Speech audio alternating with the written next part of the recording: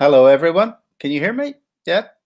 My name is Stuart Bailey. You're very welcome to another session then of Getting to Know. This is the second of the two Tuesday sessions, and it is a chance to profile and celebrate some of the outstanding songwriters from Northern Ireland, the upcoming talent also. It is a long favoured programme associated with the OEM Music Centre, been going for at least 10 years.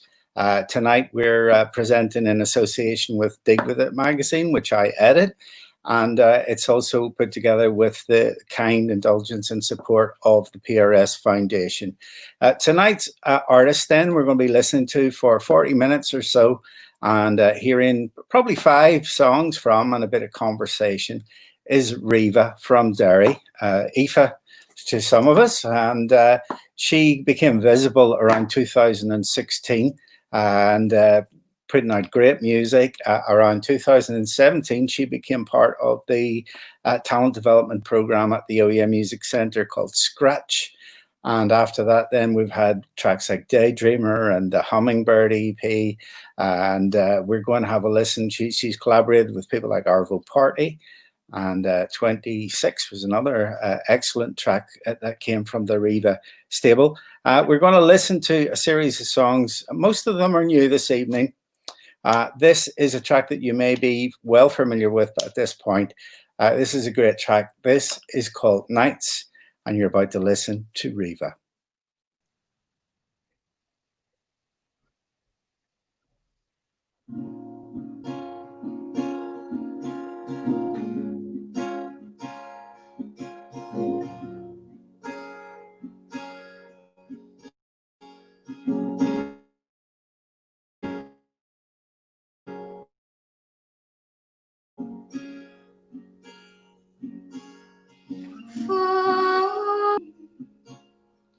To the ground.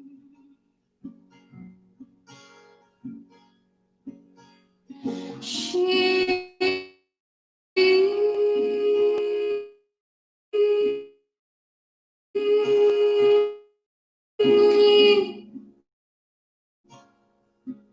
saved you. Are you lost tonight? Find your way home. Searching for the star to be your guide, to light to shine. Heavy hearts with hope and fear and love all at once. Are you lost in the night? Yeah, I've been here before. Are you lost in the night? Yeah, I've been here before. Ooh,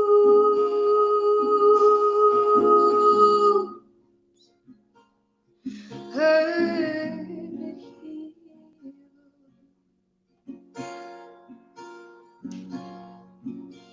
And heart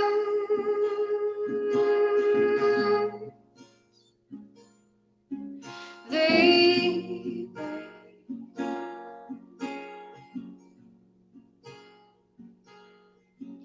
Are you lost tonight? Can you find your way home?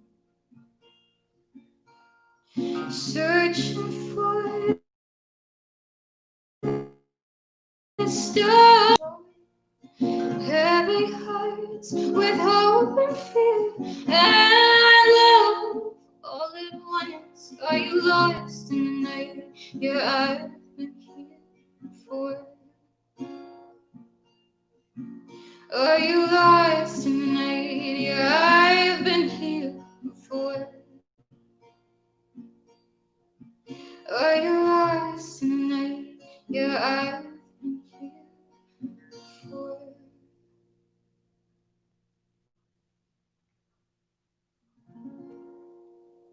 Our first track this evening from Reevah. A few problems with signals, I think, but hopefully we're getting the gist of that. That was lovely to hear, lovely to see. You're broadcasting from Derry this evening, is that right? Yes, I'm actually just outside of Derry and Donegal, so that might be the problem for our signal. Okay, I well, hope that we're going to keep at it because there's plenty to get from it. At this point, then, while we're waiting for the signal to kind of settle, let's talk kind of early days. Well, let's first of all let's have your kind of lockdown experience a little bit, because everybody's come through stuff and preparing, and like quite a few artists we've been speaking to recently, you were kind of all ready to a different light was the EP, which was, I believe, April.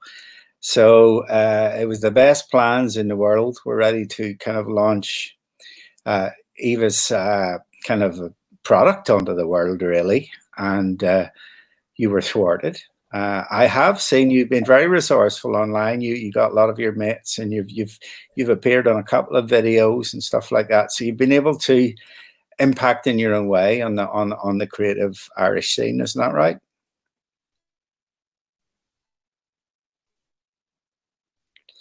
I can see it.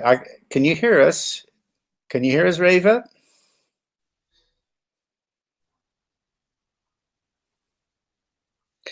Okay. Well, I'm just going to kind of chat on, and if you can hear me at any point, join in the conversation.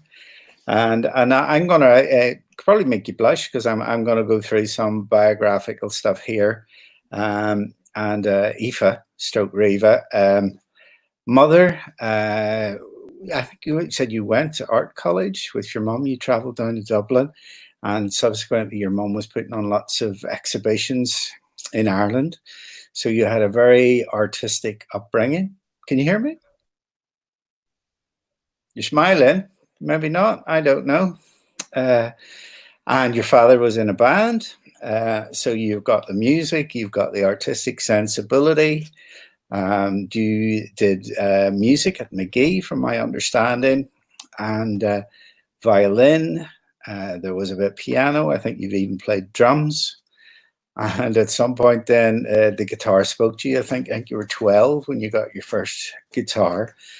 And anyone who's listening may be slightly surprised to know that Reevah was gripped by the Red Hot Chili Peppers at an early stage. We all have our ways into popular music. And later on, then there was an introduction to Van Morrison's Astral Weeks. So that's a fairly wide gamut of musical inspirations. And there's lots of other stuff we're going to talk about in a minute. Bon Iver was a moment, which it was for so many songwriters in Ireland. It was a way into the world, as was Sigur Rós, which was a way of kind of putting tones and atmospheres in there. And other music we could talk about would be things like Lucy Rose. So I don't know what to do here. We're as I think we've lost Reevah completely from the feed. I could be wrong. Perhaps Dee can explain what's going on, and perhaps we put a slide on and we try and reconnect things. I think we'll do that. Okay, thanks.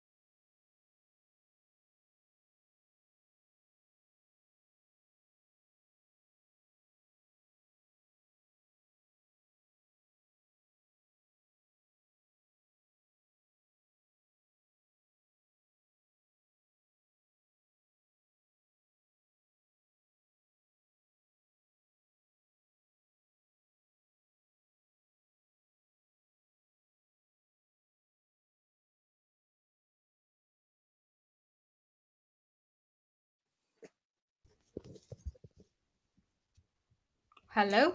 Hello, we're back. There we Yeah. go. Okay. Well, apologies for that slight delay. These are the things that we have to manage and battle as we go on. So you've moved to a different part of the I house then, yeah, Reevah, yeah?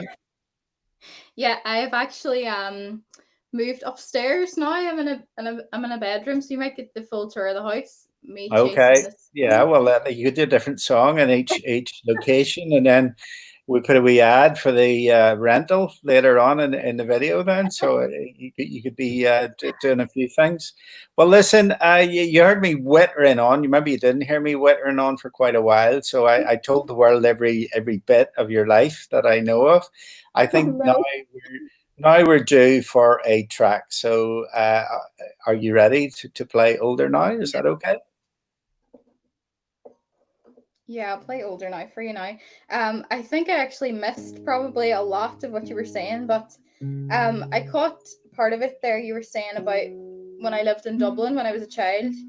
And I suppose, yeah, I've always been surrounded by art and music in various forms throughout my whole life. So it was kind of inevitable in a sense that I would end up doing something creative, I suppose. Okay, well, you've a lot of expectations to live up to, but you've done very well thus far. This is older now.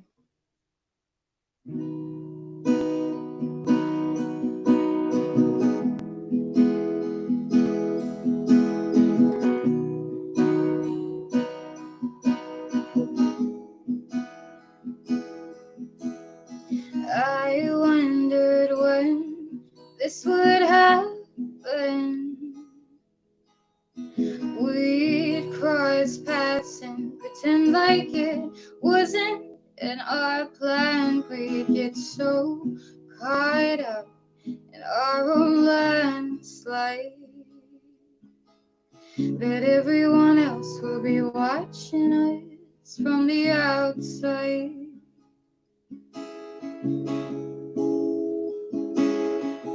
'Cause you knew all the best of me, the rest was a mystery caught in our hazy days. Now we're caught in between friendship and fallacy when let's all be okay. 'Cause we're older now, but we're still the same at heart. Our faces may have changed, but our minds remain the same.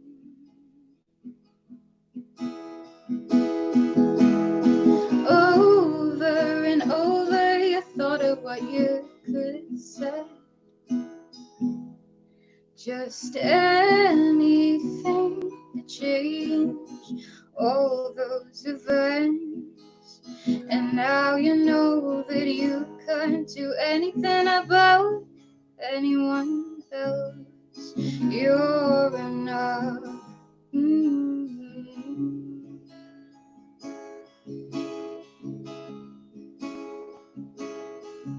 'Cause you knew all the best of me, the rest was a mystery caught in our hazy days.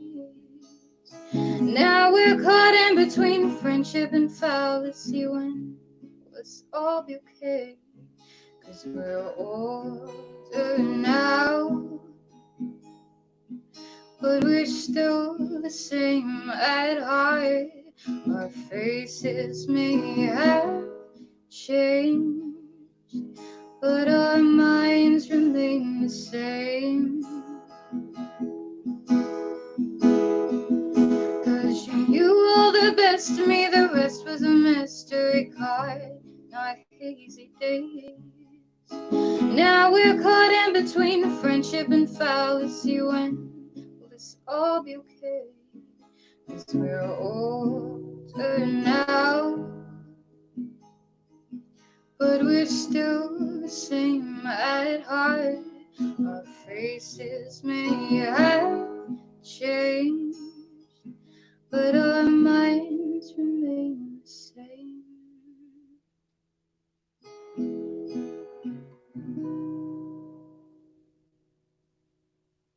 That sounded great. Thank you very much, Reevah. That is a track then called "Older Now," and that we just before we were rudely cut off before we were talking about the EP "A Different Light," which came out Aprilish, and like several artists, then you were thwarted really by history and a chance to really send it out there in a lot, with gigs and with events and all the rest of it. Then, so. In the scale of world calamities, artists and media people not being able to work is maybe not the worst thing, but it's still at the same time it give you cause to try and work around it, try and take a little bit of breath, try and get a bit of composure. And more recently, we've seen you in fine videos with drones flying over your head and beautiful scenes. And we've seen you singing with some other people from the musical community. So give us a little run through of what's happened the last few months for you.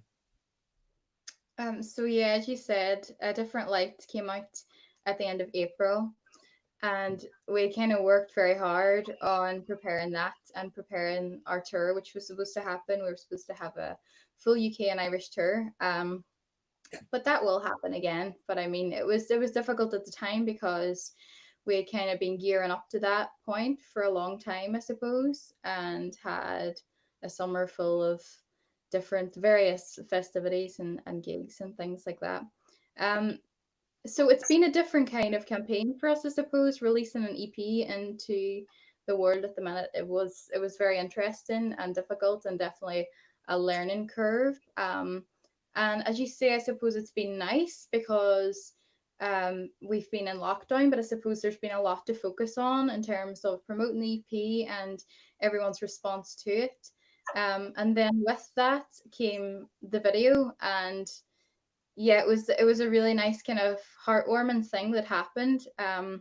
We obviously had different plans for the video for You Said Tell Me before everything happened.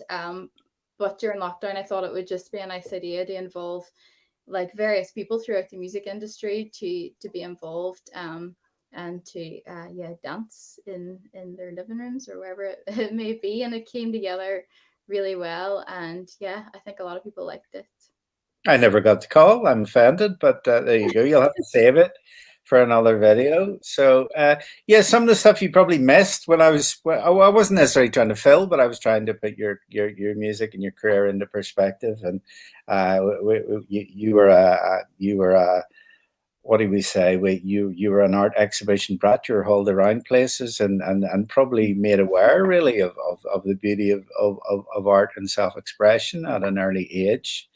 Um, was your Red Hot Chili Peppers phase that was it long and brutal, or did you pass over it quite quickly? I'm still a fan. I mean, I didn't think I'll ever not be a fan, but I suppose my music taste is much more like wide and varied now for sure. But yeah, Okay. some of my earliest memories are sitting on the steps of NCAD when I was a child, playing with like trolls, but seeing like exhibitions being installed. Okay. And do you think subliminally that stuff like that works its way into your songwriting? I think so. Yeah. I mean, like when I'm songwriting, I'm taking influence from everything around me, like my life and people that I come into contact with. And um, yeah, I suppose definitely it's started something in me. If I hadn't been exposed to those situations when I was younger, maybe I wouldn't be like as heavily influenced by various like forms of art, or yeah, I suppose it just makes you more aware, definitely. Okay. We you played a track called "Older Now." Some people would say, "Sure, she's only a wean. Why is she singing about the passage of time and relationships changing? But everybody's entitled to reflect on those kind of issues.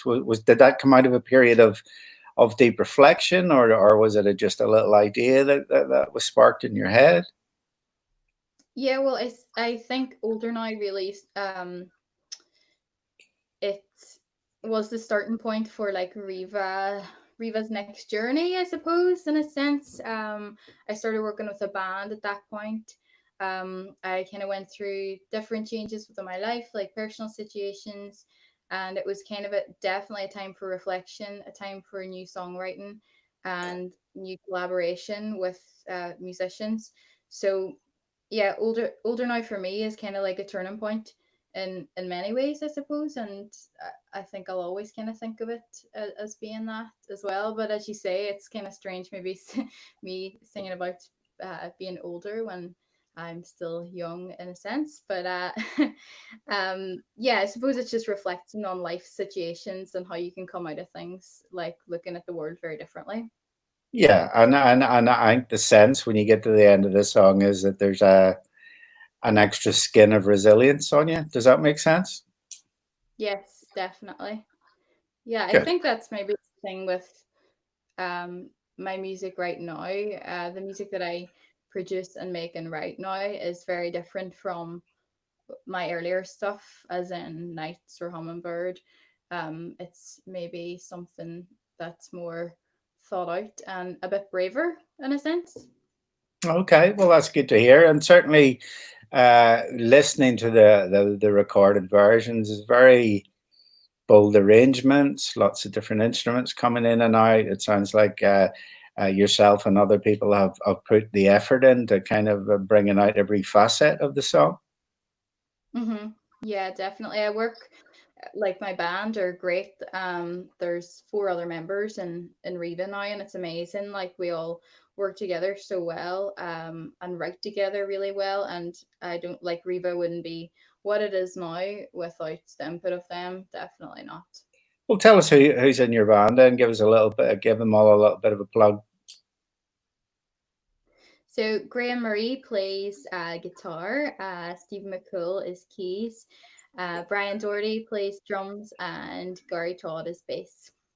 Okay, well, Stephen McCool is certainly a name that has been in our world for quite a while. So you're surrounded by good people as well, by the sound of it. The next Yeah. track we're going to hear then is called "Weight of the World." Get anything that we should bear in mind as we're having a quick listen? Um, Weight of the World is, yeah, it's in the collection of those songs that I all kind of wrote together at the one time, and it kind of represents like change. And without sounding too dark, the song represents mental health and people maybe speaking out about it. And I think the video for Weight of the World actually was something that was quite significant to me. It was I worked with Sean Mullen on it, and it was based on Ophelia, um, and that whole kind of imagery of her like within the water and the story behind it. So if you haven't seen that yet, maybe check that out after I play the song. I was Um, very impressed by yeah, I was very impressed by the photo session because it looked like the famous pre-Raphaelite picture of Ophelia with the hair floating in the water and stuff. So it looked like you went full tilt into it then, yeah.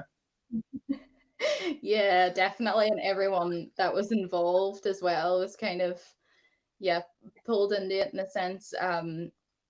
Yes, we were in like a pool that people use for training for triathlons. So it was like a wave. I'm trying to think of the right word for it. Has like a simulated wave in it or current, a current. That's what it is. So it's quite strong, and obviously we wanted the current to be on, so the flowers will be floating and my hair will be floating, but the current was really, really strong and too strong for me to be able to float in it. So I had like various people in holding me, and yeah, it was all very complex, but I'm glad that it turned out good and it came across well as well in the end up. Fantastic. Okay, this is the third track from our session from Getting to Know with Riva, and this is Weight of the World.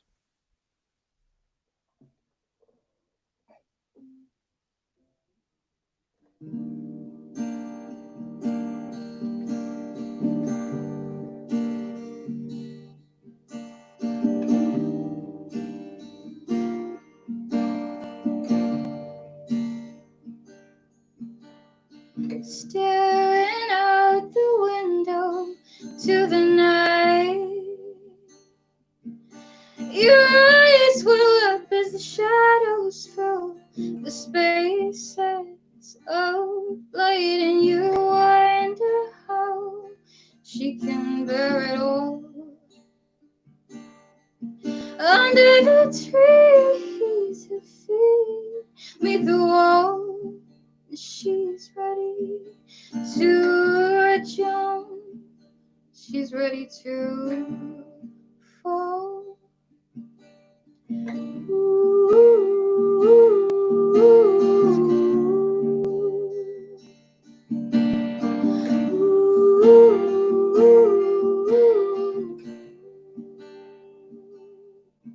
Is it real now? Can you feel now? Feel the weight of the world. Oh, is it real now? Can you feel now? Feel the weight of the world.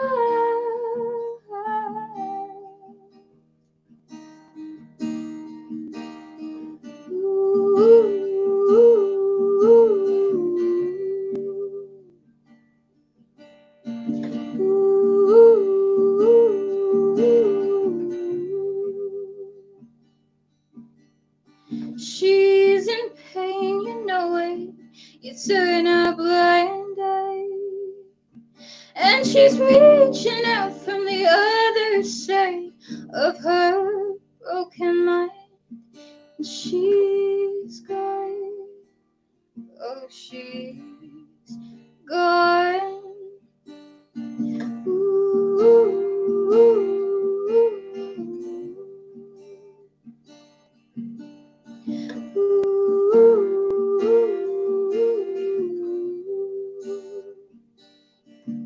Is it real now?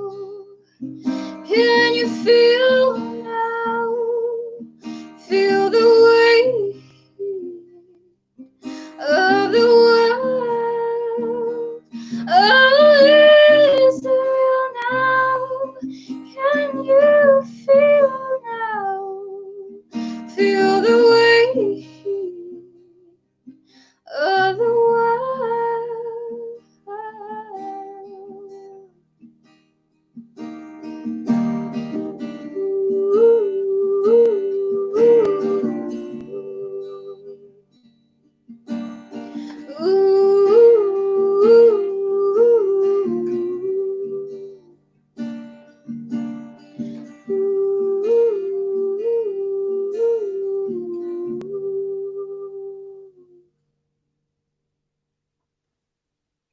Weight of the World. That is by Reevah. That's from the EP A Different Light, which came out at the end of April. And we've been talking, we've heard a few tracks from that. We've got a couple more to go, and we've been talking about the journey that's brought us to this point. In terms of emotional moods, Reevah, melancholia, how important is melancholia? Is that a useful tool for an artist? Definitely. I think, yeah, we always kind of laugh about it, even as a band. That's like, I can't really steer away from writing a sad song. I mean, I feel like the new single is maybe not as sad, and I feel like we are, or I am, moving in a new direction in terms of songwriting, which is a bit more upbeat and uplifting, but I think there's always sad undertones. I think it's something, maybe as a songwriter, maybe because of the things that we write about, but it's always going to be there. Okay, well, that's fair enough. It's not illegal the last time I checked. So if people want to use that, then that's fine by me. And many of my favorite, where would Nick Drake be if he was a cheerful soul? It wouldn't be quite the same. But and the other thing that I wanted to mention at this point is, I guess as an artist, as a singer, you're trying different kind of parts of your voice, your different parts of your character, and obviously that is modified and grows. Certainly a lot of rock singers, it's all plosives. It's all like that the noisy bits of your mouth. for other people, it's the kind of that John Martin hardly does a consonant. It just this Mhm. it's almost like a jazz instrument, the way the air moves through his throat. Is that something you've ever been conscious of? If your voice is an instrument, what way you play it, or what way you let it articulate itself. Yeah, definitely. I mean, when I was younger, I came kind of from, I suppose, a classically trained background for my voice, and did like various singing lessons, and and I was involved in various choirs and things like that. So that was kind of my foundation for singing. And it wasn't until I was older that I started kind of um, using my voice in a different way, maybe from what I was taught.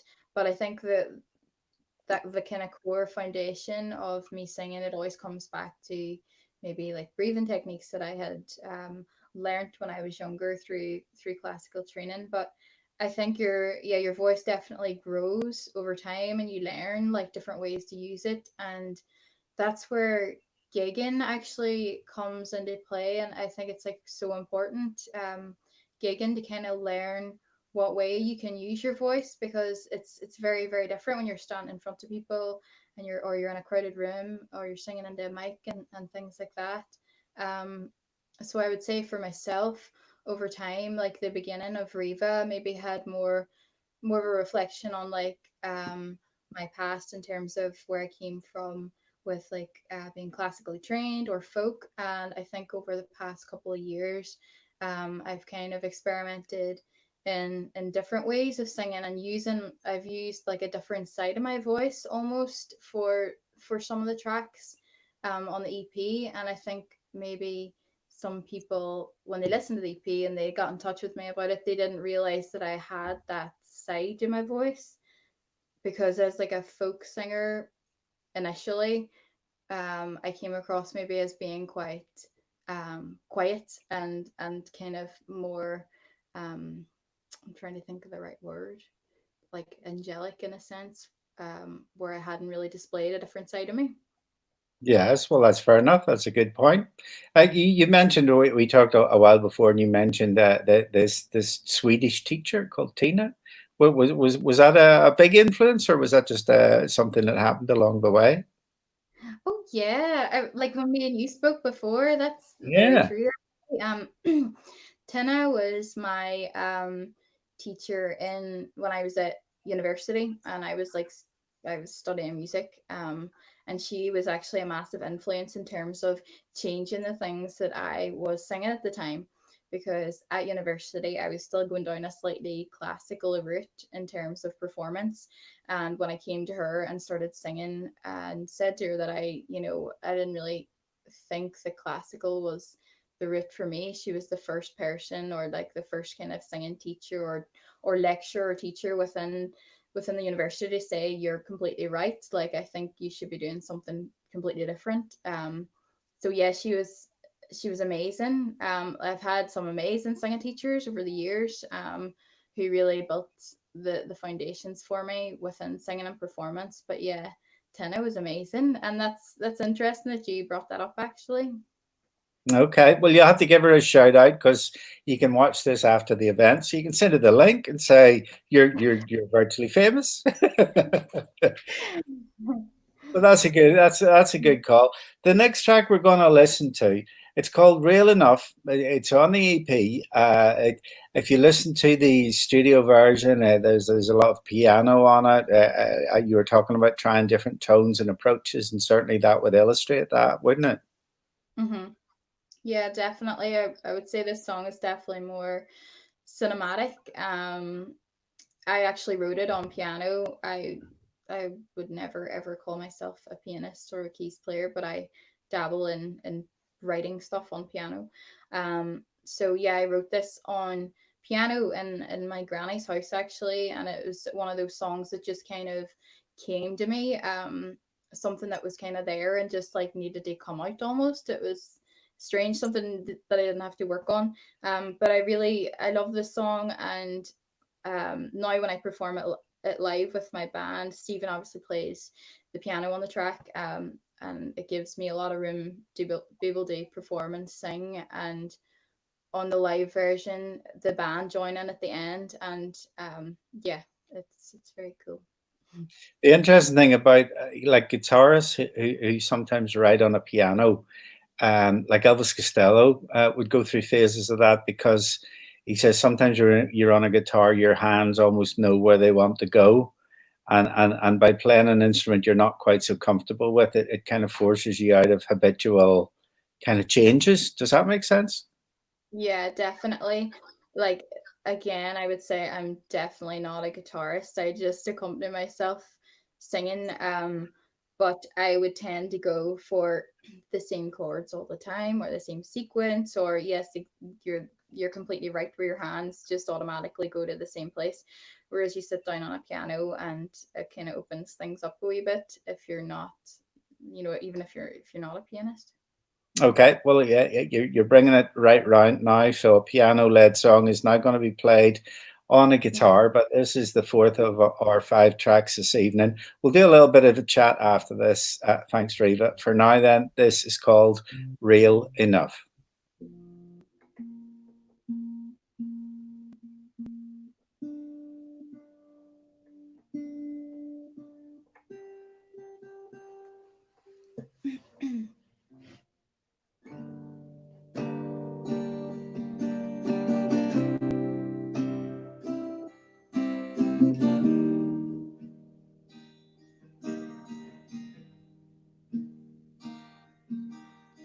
How can you say that it wasn't enough, that you have changed and you're not in love? How can you feel so very sure with your hands clasped and your eyes at the floor? Is this real enough for you? 'Cause it's real enough for me. Is this real enough for you? 'Cause it's real enough for me.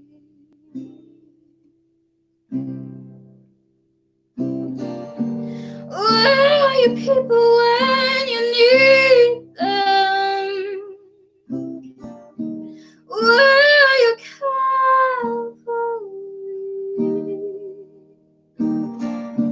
And I've been a little lost lately, and I'm finding it hard. Yeah, I'm finding it hard to breathe.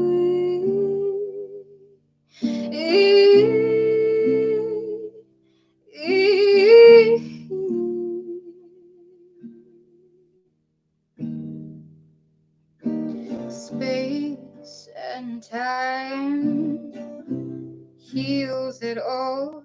I am standing right here, waiting for the fall. Just me here at the other side, where freedom and love, they don't cross the line.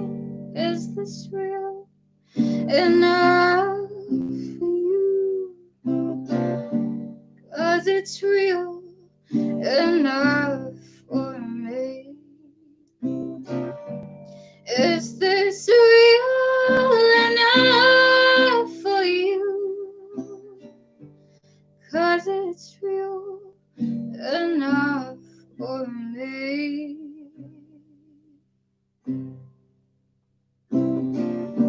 Where are you people when you need them?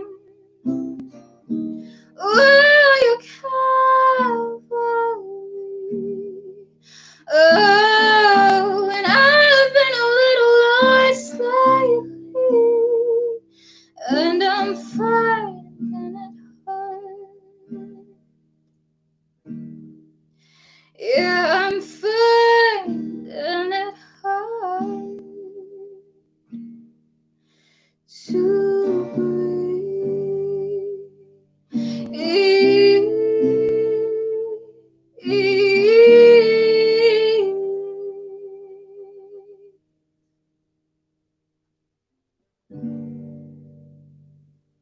Real Enough by Reevah, and that is the fourth of five tracks this evening for this special edition of Getting to Know. Uh, I tried to adjust the lights there because I look like a huge tomato. I don't know what this is that technology does these things to you, and you have to look at yourself while you're talking. Not that it's anything to do with me. My name is Stuart Bailey. I'm from Dig With It magazine. We're partnering up with Oh Yeah on their wonderful tradition, which is a project called Getting to Know, and we'll talk about the other people that have helped it over the years as well later on as we sign off. But talking about help, then every now and again you're watching the Reevah feed, and you've had help from the Arts Council. I think it's helped musicians. Have they helped you along the way? There's been a few people who have stepped in and helped you on to the next level. How important is that to you as an artist? Yeah, it's massively important. So Help Musicians funded our EP and what was to be our tour. And now the Arts Council are backing us along with PRS for Music, the Women Make Music Fund for our debut album, which is unbelievably amazing. I mean, when you start out as an artist, it can be incredibly hard. It can be tough to, find the resources and the means to record things and put it out there with good quality, or to do a tour, or to have a band. You know, Starting out, I suppose I never really thought I would be at the point where I would have so much amazing backing in that sense, and it's enabled me to do so much, and will enable me to do so much more as well. So I'm very Okay, grateful well that's for good. those Yeah, yeah. partners. We talk about the role of an artist, and the certainly some artists are expected to be a little bit self-aware or a little bit spiky, or certainly we're living through very volatile times at the minute. About a year and a half ago, you were involved in a project about the 50th anniversary of the civil rights movement, and you worked with the Ulster Orchestra, and I think there was some events as part of that.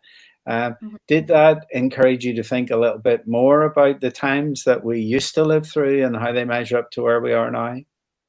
Definitely. I mean, although I live, I suppose, in a city, or I'm from a place that has been through a lot, I maybe wasn't totally aware of certain circumstances. And during that whole time, I was researching and reading into various history. And I actually based one of my songs on Nell McCafferty. So I read her book at the time, and it was really insightful in terms of her as like an activist and a feminist, living through that time, and how she kind of was.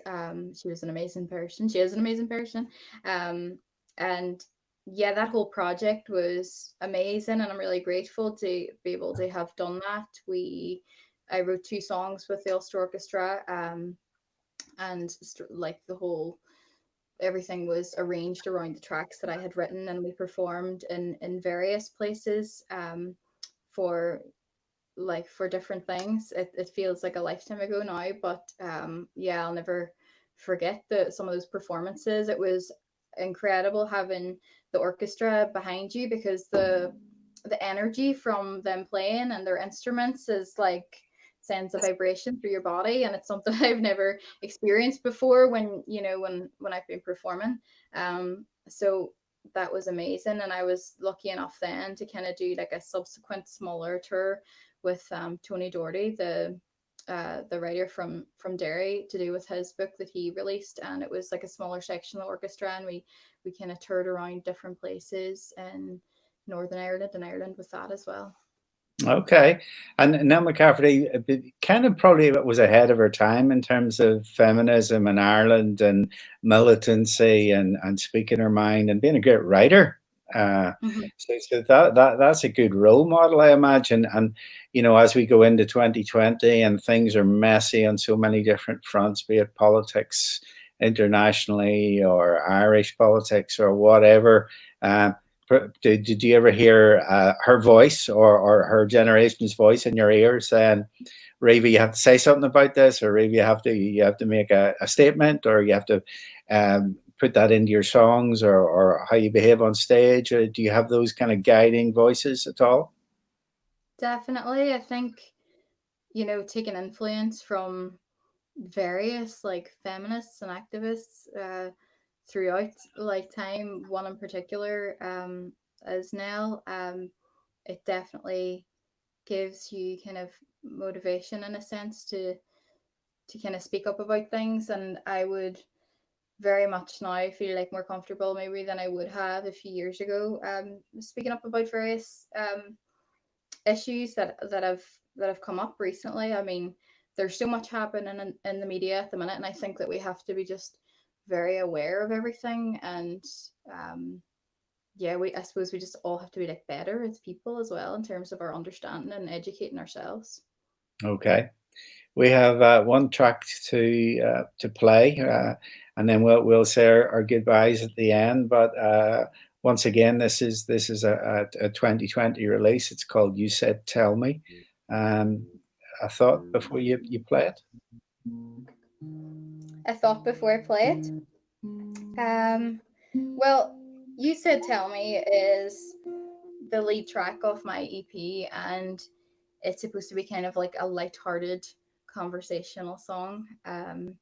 And yeah, we had like a lot of fun with this in terms of the band. And Declan Legg is our producer and worked with us really closely on this track as well. And everyone's input just came together really, really nicely, and it kind of has set the tone for a new direction for us as well. So yeah, I hope everyone enjoys it. And this is You Said Tell Me.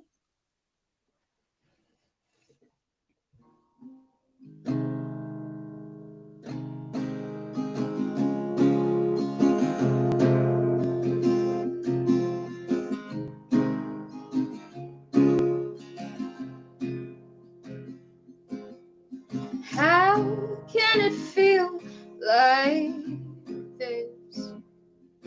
We're connected with vines we can't explain.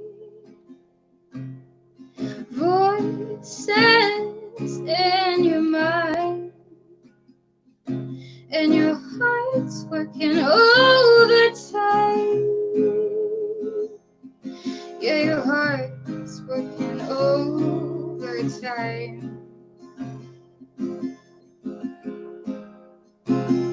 You said, tell me something I don't know, something that feels right.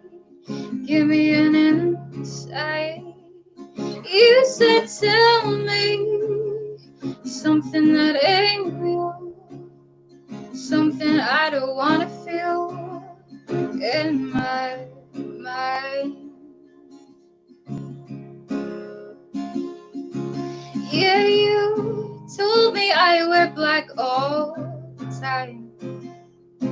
Well, is this me just mourning my own life? Or is it just a change in the tide? I don't care, this is me, I'm free, I'm back. I don't care, this is me, I'm free, and I'm back. You said, tell me something I don't know, something that feels right. Give me an insight. You said, tell me something that ain't real, something I don't wanna feel in my mind. Take this away.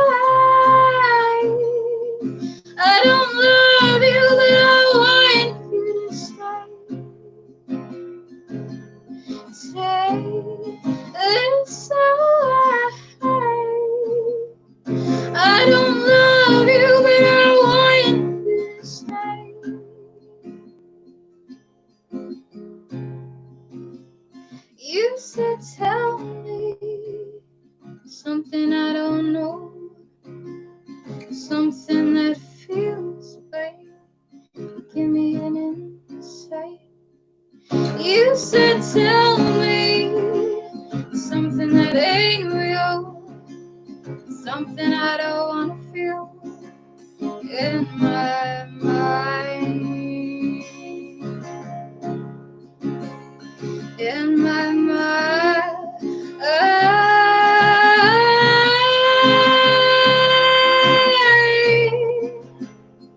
I don't love you, but I want you to stay. Say this away. I don't love you, but I want you to stay. Great work, Reevah. That is a track then. That's how it starts on the EP then. That is, you said, Tell Me. And you can purchase that now on the various places where you normally need to go. I guess we're all in the dark really about how the year will go and how the music will take you. We'll ask you that in just a second. Thank you everyone for joining. A lot of people are watching live, and some people will join us later by following the link. And please tell your friends that it's out here, and you can watch Arborist from last week as well, which is still up there. And also then Connor Mitchell next week, who's a composer, and he put together an amazing opera called Abomination, which was such a hit at the Lyric Theatre last year. So next Tuesday, 8 o'clock, and then there'll be a fourth one, TBA. It's been a great little run, and we're hearing all sorts of stories at the moment. Reevah, there's talk about a virtual Stendhal festival. I miss it so much. I miss getting my muddy boots out from under the stairs and getting ready for the summer. Is there anything at all that you can do as lockdown is abating that you can present yourself to the public, or is it too early to say yet? I think it's too early to say just yet, but like yourself, I'm really missing live gigs, and yeah, like a summer with like Stendhal would be heartbreaking, I think. So that would be amazing if it was able to happen in some format, definitely. And I hope over time that more maybe can happen as well. Well, fingers crossed. We all want our community and we all want our live music. So let's do our best. Thank you very much to Oh Yeah for setting up another one of these sessions. Cheers for the PRS Foundation who are making it happen. And thank you so much, Reevah, because that was a great conversation. Thank you. Thank you very much for having me. Thanks.